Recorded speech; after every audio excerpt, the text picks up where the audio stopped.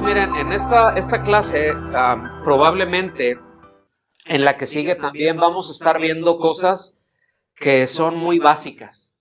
Es decir, cosas que son de doctrina esencial, pero que necesariamente tenemos que dejar bien establecidas antes de ir a otros puntos. Es decir, yo no puedo asumir, decir, bueno, pues es que esto ya es doctrina básica, esto ya lo deben de tener todos. Es como asumir lo que ya todos lo tenemos. No puedo hacer eso. Tengo que asegurarme de que todos lo tengamos y que lo tengamos en claro. Entonces eso nos va a permitir avanzar mucho más rápido. O sea, si ya todos lo tenemos en claro, pues no hay que regresarse, seguimos avanzando.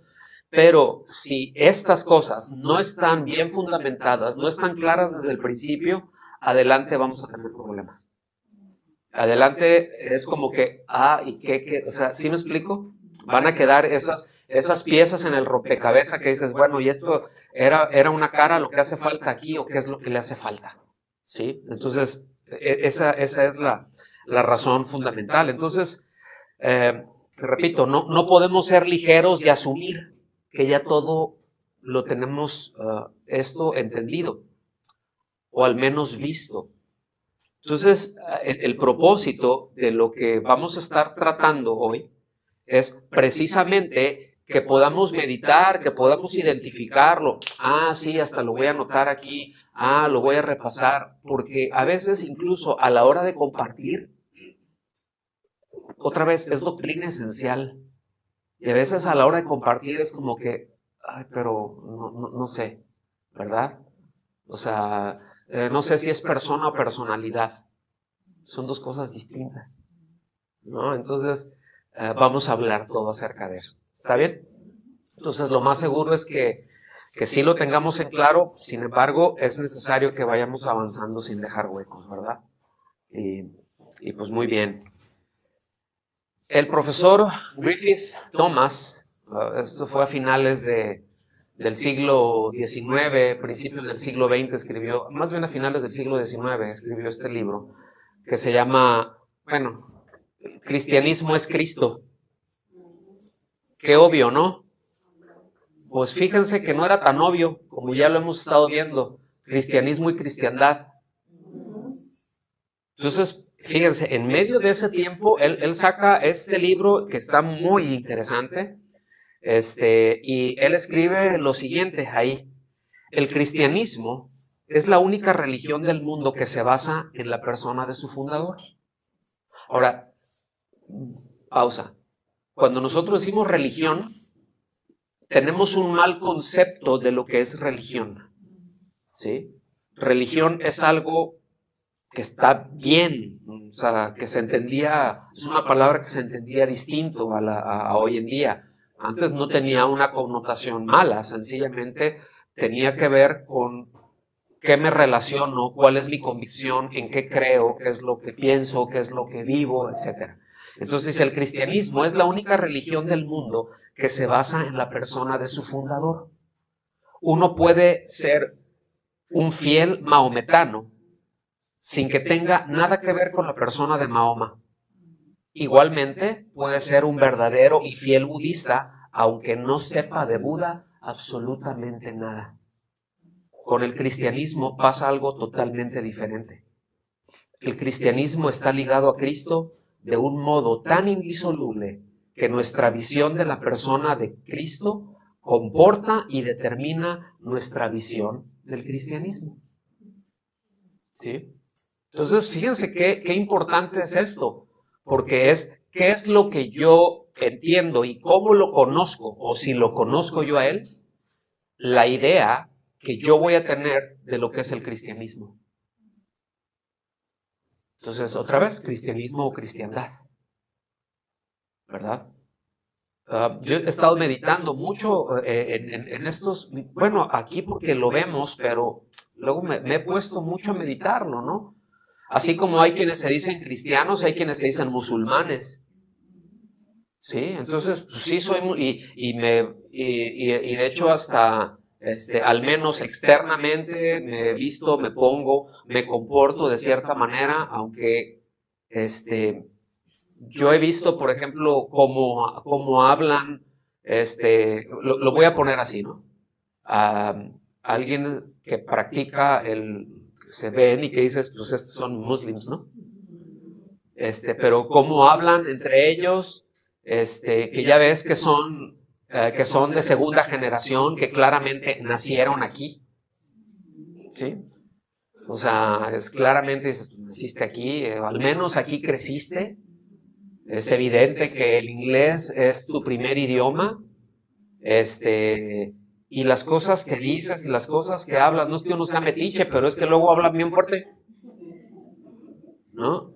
Entonces, pues, ves a otros que viven en la cristiandad, las cosas que dicen, las cosas que comparten, no hay diferencia. ¿Sí? Lo que pasa es que uno dice, no, yo soy cristiano, y el otro, no, yo soy así, y eso, pues no me voy a meter ahorita por ahí, pero eso ha llevado a guerras todavía. ¿Sí? ¿Aló? Y en nombre de uno y en nombre de otro se hacen cosas que al menos Cristo dijo que no se hicieran.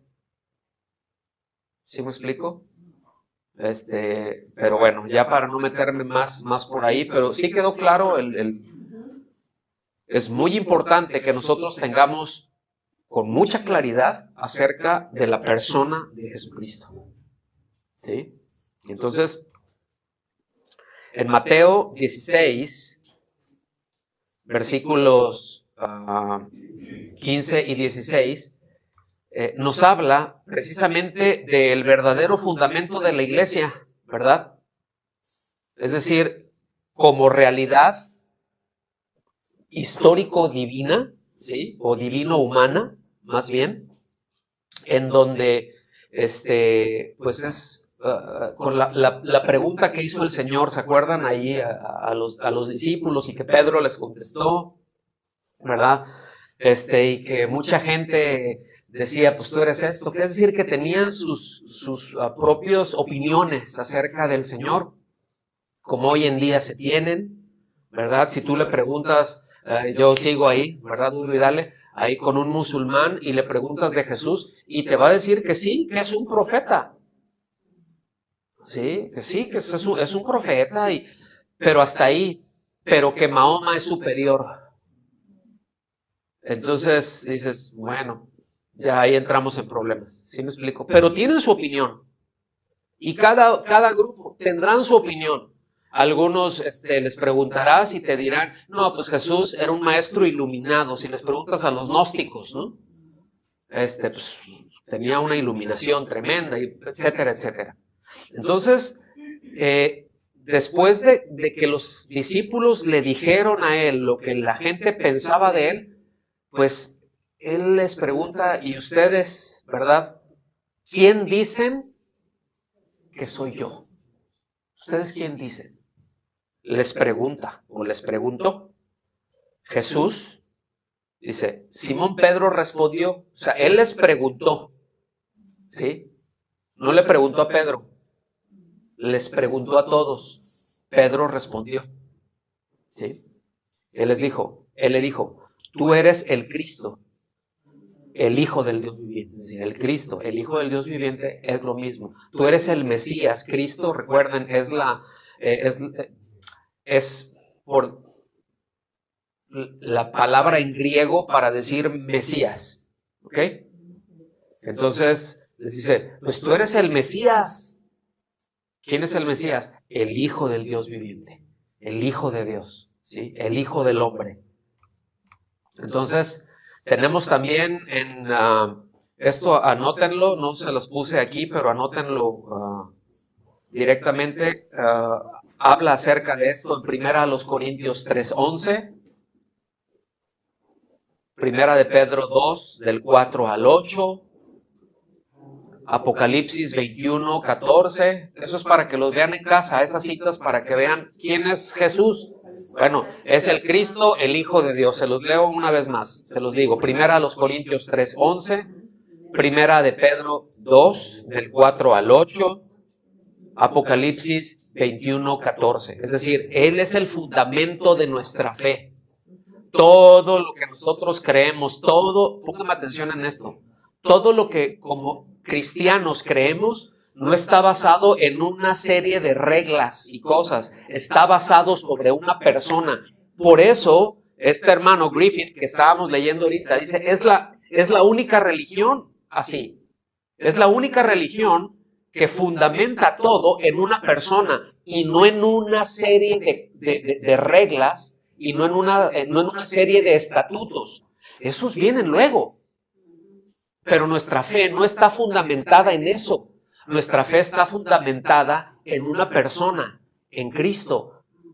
Dices, bueno, pero la palabra de Dios también está ahí. Sí, pero Él es el Verbo encarnado.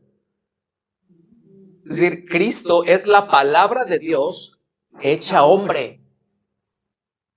Entonces, de la manera en que nosotros nos relacionamos con la palabra de Dios, de la manera en que nosotros apreciamos la palabra de Dios, es exactamente la misma proporción en la que apreciamos a Cristo.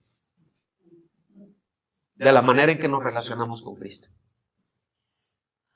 Porque Él es una persona, pero es el Verbo encarnado, como vimos la semana pasada. ¿Está bien?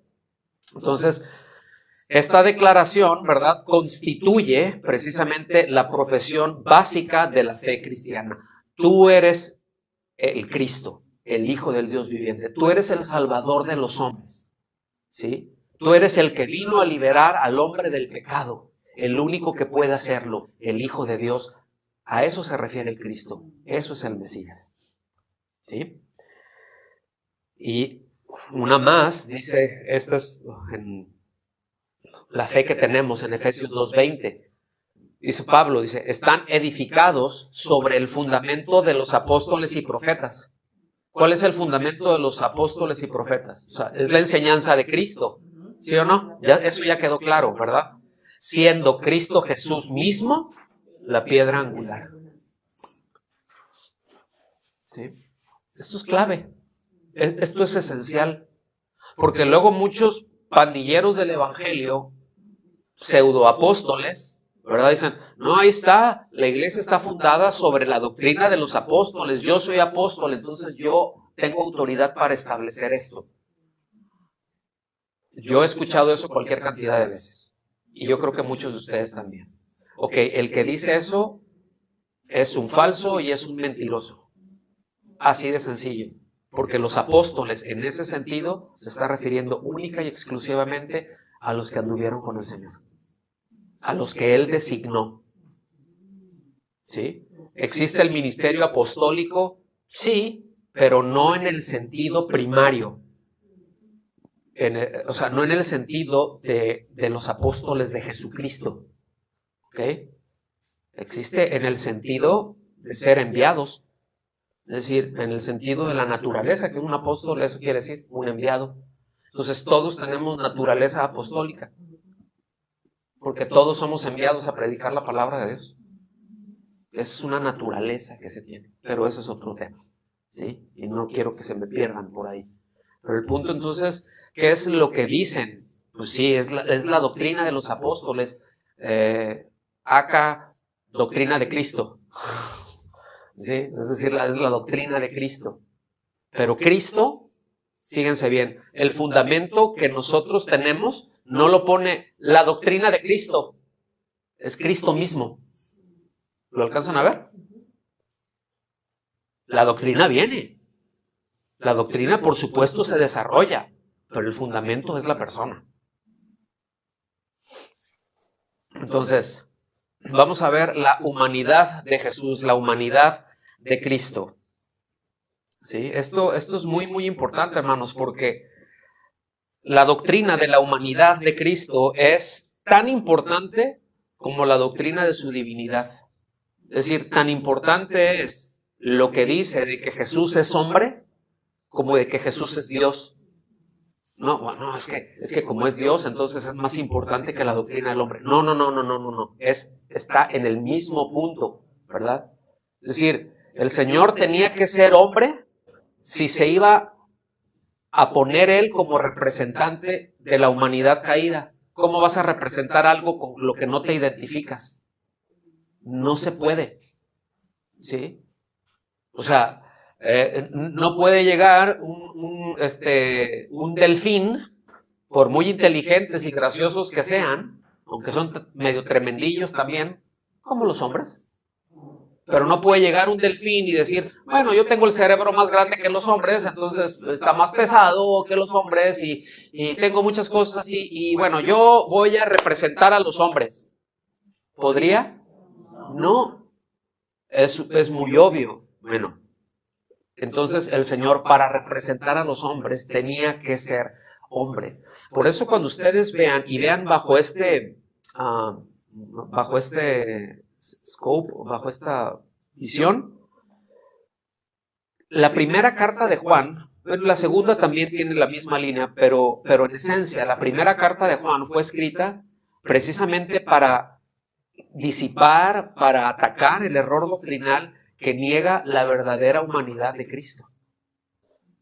O sea, fíjense que el problema no es de que no dijeran que Jesús no es Dios. Ahora, eso era hacia gente que estaba dentro de la iglesia.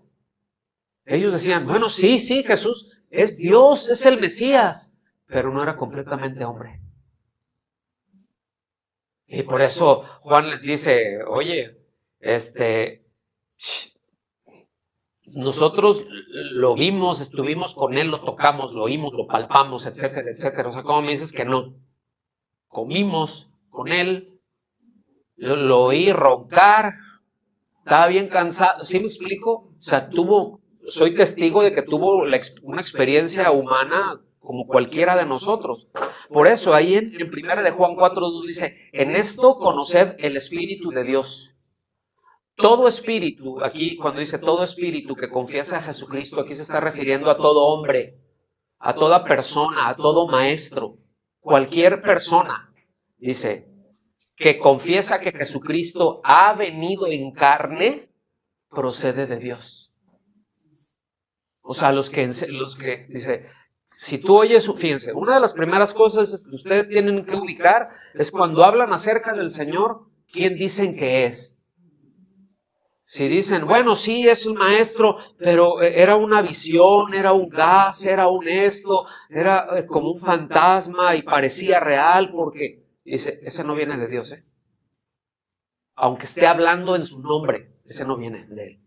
Tiene que decir que vino en carne. Si no cree eso, es un falso.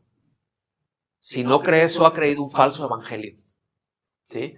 Entonces, ¿por qué? Porque si Jesús no hubiera sido hombre, pues la muerte, entonces solamente fue una ilusión. Que muchos lo manejan. O sea, sí han manejado eso.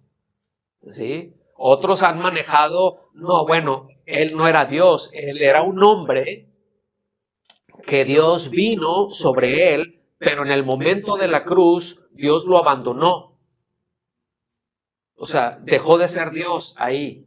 Eso es una herejía también. Otros que dicen, ¿verdad? No, cuando Él vino a nosotros, dejó de ser Dios. Por eso dice que dejó su gloria. No. O sea, dejó el esplendor y todo y vino a ser humano. Pero nunca dejó de ser Dios. Ven, o sea, es la doctrina una y la otra. Pero hoy nos vamos a concentrar más en la humanidad del Señor. ¿Está bien? Porque eso es lo que nos van enseñando las Escrituras. Entonces, en Hebreos, capítulo 2, versículos del 14 al 16, se lee así. Así que por cuanto los hijos han tenido en común una carne y sangre, es decir, nosotros, ¿verdad? ¿Somos iguales o no? Pues algunos tienen un tipo de sangre, pero todos tenemos carne, todos tenemos los mismos órganos, bueno, casi. Algunos los tenemos ya mochados, ¿no? Otros no lo tienen, pero originalmente así es, ¿no? Dice, por cuanto los hijos han tenido en común una carne y una sangre, él también participó igualmente de lo mismo, ¿sí? Para, por medio de la muerte, destruir el poder al que tenía el imperio de la muerte, esto es, al diablo. O sea, ya Por eso es que no, nosotros ahora y que te vencemos y te estás vencido. Hace 2000 años que está vencido. Con la muerte y con la resurrección. Ya nosotros ya no tenemos que ganarle, nosotros ya no tenemos que vencerle. El Señor lo hizo, nosotros solamente tenemos que resistirle. Pararnos firmes y ya, resistirlo. ¿Sí? Dice, y librar a todos, liberar, ¿se acuerdan? Que primera de Juan 3:8, si no mal recuerdo, bueno, que para esto se reveló, para esto apareció el Hijo de Dios, para destruir las obras del diablo, para desligarnos de las obras del diablo. Ahí está. ¿Sí? Y librar también se traduce a todos los que por el temor de la muerte estaban durante toda la vida sujetos a servidumbre o en esclavitud. Dice, porque ciertamente no viene en auxilio de los ángeles, sino que viene en auxilio de la descendencia de Abraham. ¿Quién es la descendencia de Abraham? Todo aquel que cree. ¿Sí? Y noten el tiempo en que está conjugado. Es presente. Él sigue salvando el día de hoy. ¿Sí? Él viene a salvar. ¿A quién? Al que cree. No viene a salvar ángeles. ¿Sí? Ay, ¿por qué no lo redimió? Porque no. Se hizo hombre, no se hizo un ángel. Y eso lo veremos más adelante, en otro de los módulos, ¿no? Entonces, nació de una virgen. O sea, nació de una mujer, pero era virgen. Ahora, póngame atención en esto. Ustedes van a notar, si no es que ya lo hicieron, y a lo mejor algunos es así como que, ay, ¿qué onda con esto? Con las genealogías. Pero ustedes ven en la genealogía de Mateo, ven que hay una genealogía, y después ven en la genealogía de Lucas que hay otra. ¿Sí o no? Y algunos dicen, ahí está, que aquí hay contradicción. Ninguna contradicción. Lo que pasa es que Mateo está presentando la genealogía de José, ¿sí? Como heredero legítimo al trono de David. ¿Estamos aquí? Como heredero legítimo al trono de David le correspondía. ¿Ok? O sea, y él era el padre adoptivo. Entonces, esa es una. Pero dices, entonces los demás hermanos estaban iguales que Jesús. No. Porque ninguno de los otros nació de la Virgen. Solo Jesús. Por eso dice la Biblia que José la conoció después de haber tenido a Jesús. Y eso es normal, y tuvo hermanos, y etc. ¿Sí? Pero fíjense. Entonces, ¿qué pasa con la genealogía de Lucas? Cuando ustedes ven la de Mateo lo conecta hasta Abraham. ¿Verdad que sí? Pero si ustedes ven la de Lucas, lo conecta hasta Adán. Porque no está hablando de la genealogía de José, sino de la de María. Para poner la humanidad en él. Es decir, y todo esto en congruencia a la promesa de Génesis 3:15. Ya la saben ustedes, si no la leen ahí en casa, ¿verdad? Cuando el Señor promete a ese Salvador que nacería de mujer, de la simiente de mujer, no del hombre y la mujer, solamente de la mujer. Entonces el nacimiento virginal es una doctrina esencial y bíblica. ¿Sí? Es necesaria para que Cristo no tuviera pecado, es decir, Él tomó toda la naturaleza humana que Él tenía, la tomó única y exclusivamente de María. Eso es de acuerdo a la promesa. ¿Sí? Y no por, o sea, bueno, luego no los quiero hacer un lío, pero toda la parte humana que Jesús tiene, la recibió nada más de María. ¿Sí? Y toda la parte divina, ¿de quién la recibió? Del Espíritu Santo. Es decir, por decirlo de esta manera, ¿no? María le comunica la naturaleza humana, ¿sí? Y Dios le comunica, el Espíritu Santo le comunica la naturaleza divina. Son dos naturalezas en una misma persona. ¿sí? Eso luego lo vamos a ver, pero eso se llama hypostasis, ¿sí? Entonces, si él hubiera nacido de padre y madre humanos, es decir, si hubiera sido hijo de José en el sentido natural, no había nada para identificar. O sea, si él hubiera nacido de los dos, ya déjenme rewindo para atrás, ¿sí? Entonces no habría nada que lo identificara como Dios. Se iba a identificar perfectamente como ser humano, pero no como Dios, ¿sí? Entonces hay quienes piensan esto, ¿verdad? Que era un hombre excepcional y ahora sí que Dios lo tomó, que Dios lo poseyó, vamos a decir, y que hizo todo y que todo el que hacía pues era Dios, pero otra vez que a la hora de llegar a la cruz, Dios lo abandonó y que por eso dijo, ¿por qué me has abandonado? No tiene eso nada que ver. Todo eso es herejía, pero eso es diabólico. ¿Ok? Entonces, por el otro lado, si no hubiera aparecido con ningún parentesco humano, entonces no hubiera habido una base legítima para probar el hecho de su humanidad. O sea, todo mundo lo conocía o mucha gente lo conocía. Había muchos testigos, muchos que lo vieron crecer, que fueron testigos de María y tenía muy mala fama, porque decían, el Espíritu Santo, sí, ¿cómo no? Esto se comió la torta antes. Sí. No, por eso le decían hijo de fornicación. A Jesús le decían hijo de fornicación, por si no sabían. Sí. Porque decían, ¿cómo que pues tiene que ser de la Virgen? Pues es ella. Ay, sí, ¿cómo no? Bueno, pues no crees. Pero dio evidencias, ¿sí? No sé si me están siguiendo. Todo, no solamente lo que dijo, pero todo lo que hizo. O sea, por eso el Señor dice, pues si no me creen por lo que digo, créanme por lo que hago, ¿no? Crean las señales que estoy haciendo. Entonces, esto es muy importante porque ustedes, repito, podemos ubicar perfectamente, ¿verdad? Esto, o sea, si solamente viene de hombres, papá y mamá, no hay manera de identificarlo con Dios. O como Dios. ¿Sí?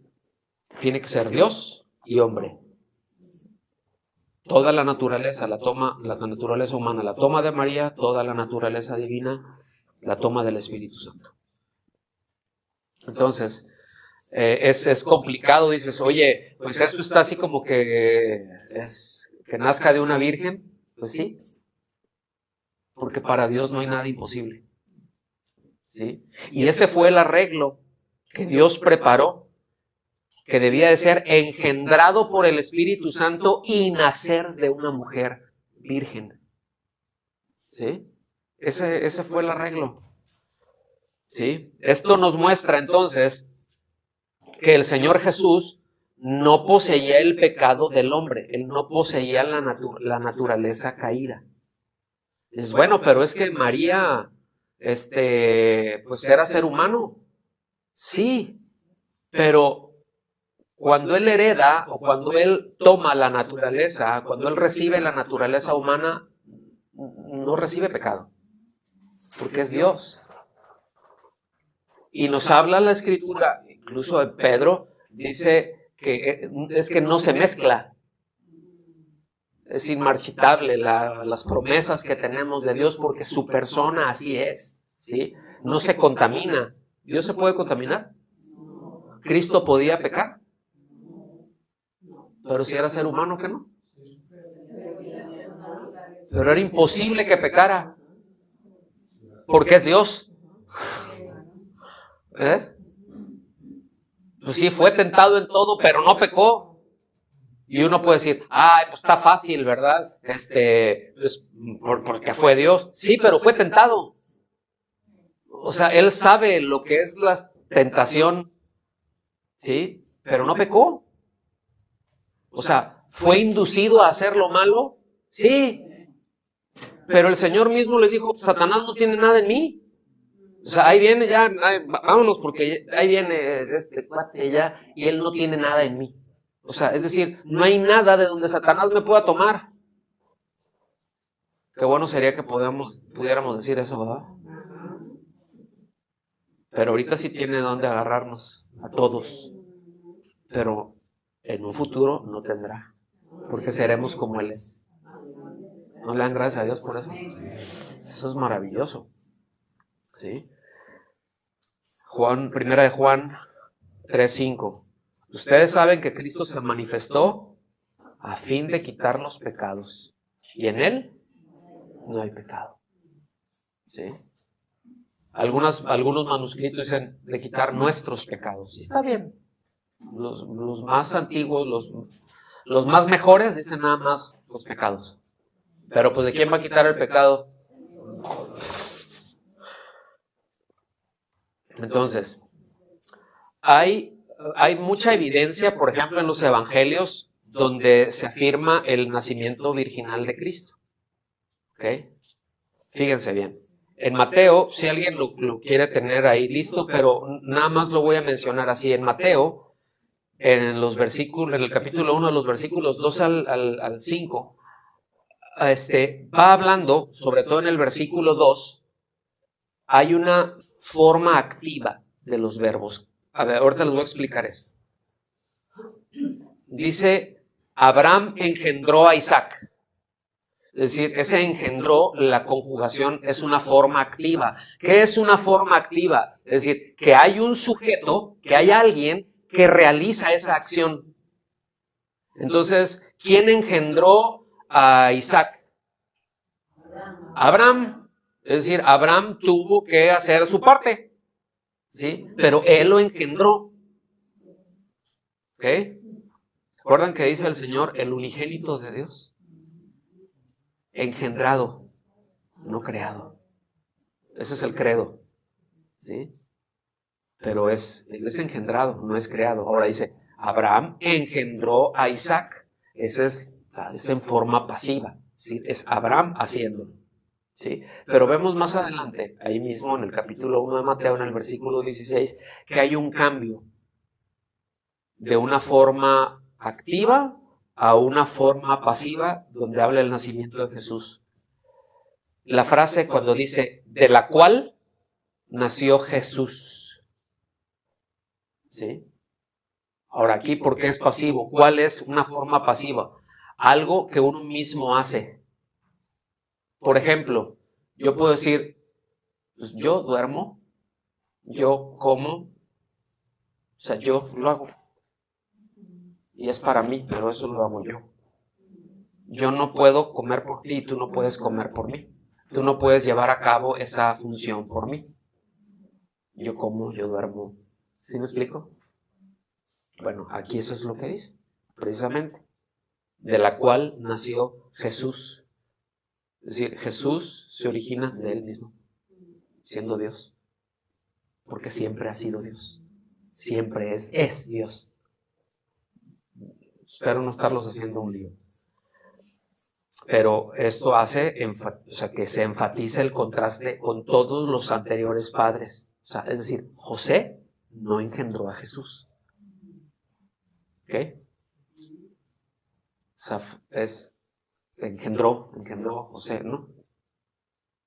Es Dios mismo. Dios lo hizo. ¿Quedó claro? Entonces, pues el Señor tuvo un cuerpo verdadero de carne y hueso. Como todos nosotros, le dolía, si le daban un pisotón, decía, ouch, ¿verdad?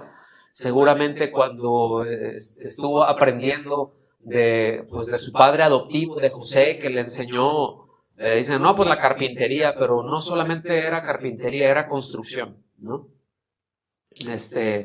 Era un handyman bien tremendo. Sí, podía construir desde una mesa hasta una casa. Entonces, pues, algunas veces yo me imagino que se dio algún golpe. Sí, que le cayó alguna tabla en el pie ¡ay! ¿Verdad? Eso prueba, ¿verdad? O sea, que tenía un cuerpo, ¿no? El cuerpo, entonces, del Señor era como el cuerpo de todos los demás, como el cuerpo de todos nosotros, pero sin ser influido por el pecado. ¿sí? Entonces, fíjense bien, cuando se describe ahí en Lucas, en el capítulo 1 y 2, el embarazo de María y el alumbramiento, se afirma al verdadero Salvador de la humanidad, ¿verdad? Porque él no era un fantasma, así lo enseñaban los docetistas. Luego vamos a ver, era un grupo otra vez que decían, no, Jesús era un espíritu. Sí, es Dios, pero no vino en carne. ¿Se acuerdan lo que dijimos de Primera de Juan, de lo que trata Juan? Ok. Sí, estos docetistas, fue el apóstol Juan que estuvo refutando durísimo en sus cartas, y fue de las primeras, si no la primera herejía que resultó dentro de la iglesia con respecto a Cristo. ¿Sí?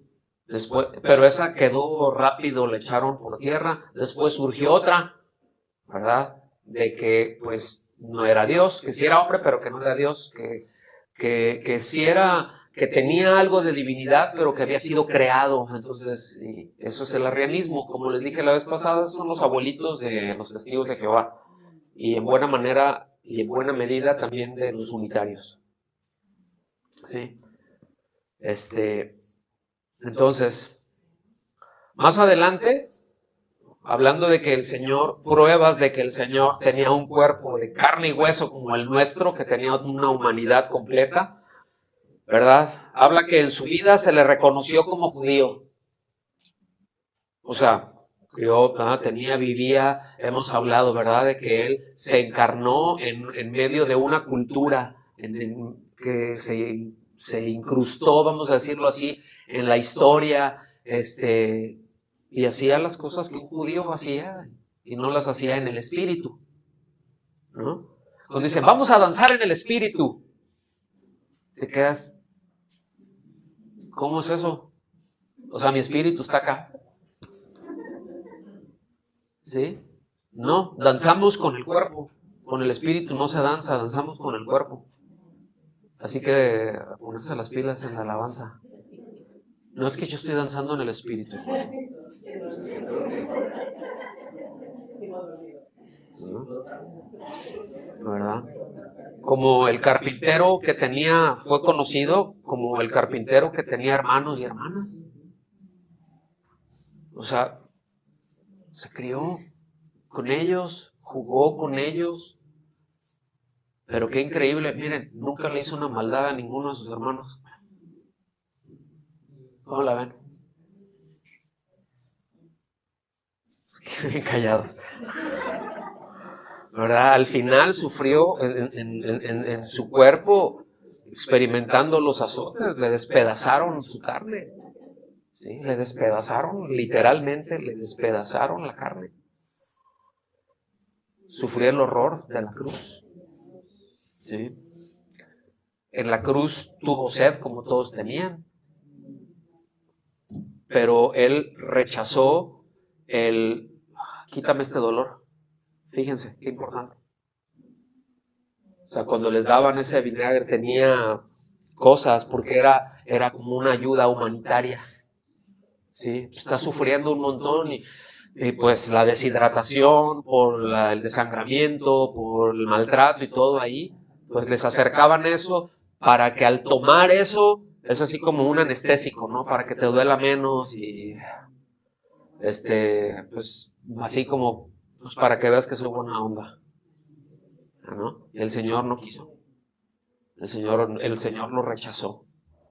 ¿Sí? O sea, ¿por qué? Porque tengo que sufrir lo que tengo que sufrir. Sin paliativos. Entonces, todos estos elementos enfatizan la verdadera humanidad del Señor. Vamos bien de tiempo. Lucas 2:52 describe, por ejemplo, el desarrollo del Señor. Hay áreas muy elementales que están ahí, que las menciona, ¿verdad? La parte mental, es decir, el conocimiento, la parte física, espiritualmente, pero también sus relaciones sociales, ¿sí? Y esto es importante, fíjense.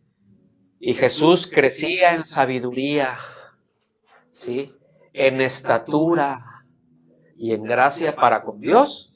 O sea, espiritualmente crecía en gracia para con Dios, ¿sí? Y los hombres. También iba creciendo para con los hombres, iba desarrollando habilidades sociales, ¿sí?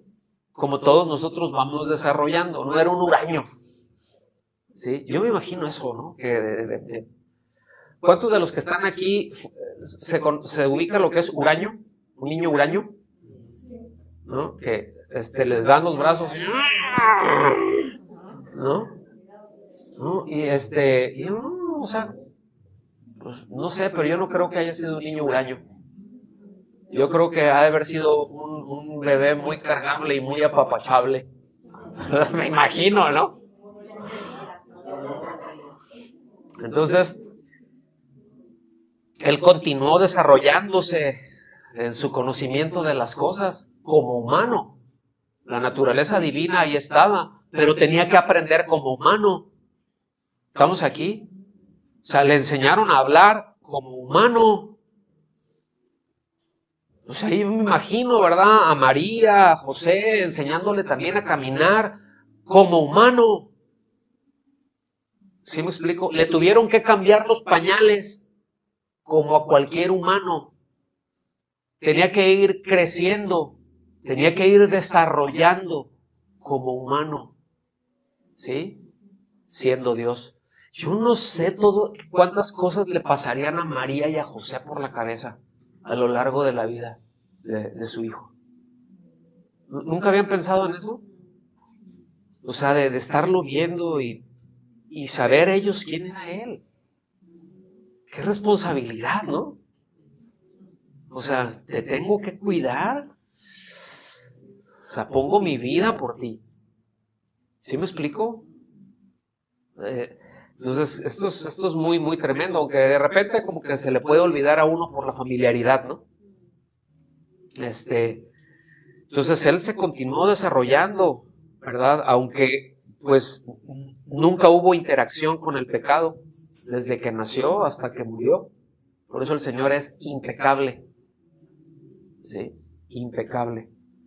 Nunca ofendió a nadie. O sea, todo su desarrollo fue perfecto.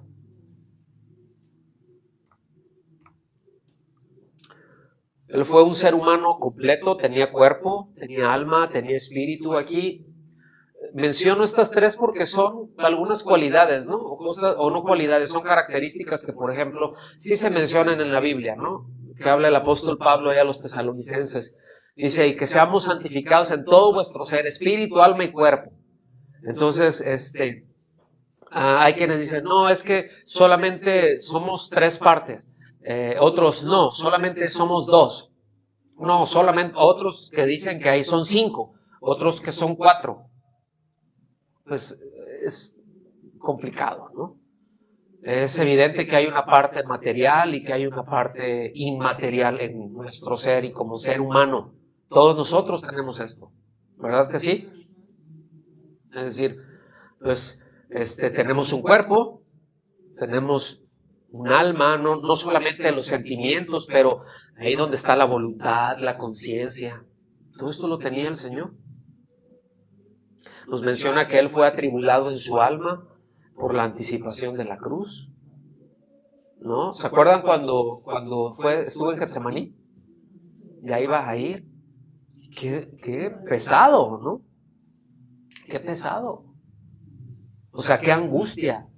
Sé que se angustió, pues ¿en dónde te angustias? En los sentimientos, en las emociones, en los pensamientos. Todo eso es muy difícil agarrar y decir, ok, aquí separo la emoción del pensamiento. O sea, ¿cómo? Pero son formas de identificar de la parte que estamos hablando. Entonces, él tenía conciencia de que iba a cargar con los pecados del mundo. Y no en vano le dijo, Padre, si es posible que pase de mí esta copa. O sea, si por mí fuera, no sé, como que no tendría yo por qué beber esto. Yo no tendría por qué cargar con este juicio. Sin embargo, que no se haga mi voluntad, que se haga tu voluntad. ¿Sí? Porque él estaba viendo esto. Y no es el que le tuviera miedo al sufrimiento físico. ¿Sí? Es que él sabía que necesariamente iba a tener, o sea, que el Padre le iba a dar la espalda. ¿Y qué es lo que el Padre hace con el pecado? Le da la espalda. ¿Sí? Yo no sé, ¿no? Todo lo que le podría pasar ahí. O sea, de que por un instante es como que no estoy en comunión con Él, no sé. A lo que voy es de que como ser humano experimentó angustia, hermanos. No solamente un dolor físico, pero también una angustia, un dolor emocional, ¿sí? Pero nada de eso lo definió. Y aquí tenemos mucho que aprender. En Juan 11:33, por ejemplo, se escribe ya en términos ya más fuertes, ¿no? La emoción que él tenía, que sintió en su espíritu cuando murió su amigo Lázaro. ¿Sí? Cuando los vio que llega y los vio llorar, dice que se conmovió profundamente. Dice, Jesús lloró. El versículo 35. Creo que es el más corto, ¿no? Jesús lloró. Entonces, fíjense qué tremendo. ¿Por qué mencionamos todo esto? Porque él tuvo todas las experiencias que como hombre se puede tener. Dolor, alegría, dolor físico, dolor emocional, conciencia. ¿Sí me explico? Todo eso. Él lo vivió, él lo padeció. Estuvo atribulado en su espíritu, ¿verdad? Como mencionamos hace un momento, por la perspectiva de la crucifixión. Y pongan atención en esto, porque en el versículo 19:30 dice que él entregó su espíritu. ¿Se acuerdan que él dijo, a mí nadie me quita la vida? Yo la pongo y la vuelvo a tomar, como Dios. Él no dice de que estaba ahí y ya así, de repente, ya, se murió. No, él lo entregó. O sea, dijo, ya es el momento, el asunto ya está, consumado es. Y entregó su espíritu. Tremendo. ¿Sí? Repito, no se lo quitaron. Él lo entregó cuando quiso hacerlo. Cuando el trabajo ya estaba terminado, él lo hizo. Tuvo hambre, ¿verdad? Cuando estaba ayunando, pues ahí está la tentación. Se cansó, tuvo que descansar, ¿no? Tuvo sed, ¿verdad? Le dio calor como les da a ustedes con 15 grados. ¡Ay, qué calor! Le estoy ahogando, ¿cuánto? 20 grados, ¿no? Ahí tenía bastantes más, ¿no? También experimentó, como mencionamos, emociones humanas, sintió compasión por las personas que no tenían líderes capaces. Dice que los vio y que le daban, dice, porque los veía como ovejas sin pastor. Y una chiva como quiera, la sueltas y una chiva sobrevive, ¿sí? Pero una oveja no, una oveja se muere. Tarde o temprano se muere, ¿sí? Por falta de cuidados, porque son torpes, porque no tienen una defensa efectiva contra los depredadores, ¿no? Luego las lana les puede crecer, y si caen en poquita agua, aunque esté bajito, no se pueden levantar porque eso absorbe muchísimo y se ahogan, porque los parásitos se les meten entre la lana, ¿sí? Entonces necesitan los cuidados del pastor. Un chivo no. Un chivo lo sueltas y ahí andan chiviando. ¿Sí? Experimentó pena, se lamentó por Jerusalén. O sea, él vio a Jerusalén y dice, híjole, lo que te va a venir, tú que matas a tus profetas. Si hubieras reconocido el día de tu visitación, pero ¿sí? Él sabía lo que venía con la destrucción de Jerusalén en el año 70. Dijo, espantoso. ¿Estamos aquí? ¿Que se pongan felices? ¿Ya te ibas? Nada. No, ya lo tienen todos ahí, pero nada más se les recuerdo es, repasen y transcriban todas las citas bíblicas que no se mencionaron, o que se mencionaron pero que no se proyectaron, ¿sí? Para que hagan ahí sus apuntes, sus propios apuntes, dibujitos, algunos tienen que escribir, otros hacer dibujos con flechas, con esto, hagan sus diagramas, lo que sea, pero que todo les ayude a conectar, ¿verdad? En sus Biblias, si tienen Biblias de estudio, algunos ya las tienen, por lo menos una, vean pasajes paralelos, en algunos casos solamente lo dice ahí, en otros casos te dice lo mismo de una manera distinta por alguien más o por el mismo autor, pero vean los pasajes paralelos, ¿verdad? Y esto nos va a dar una muchísimo mayor comprensión. ¿Está bien? Pues con esto terminamos. Que Dios los bendiga.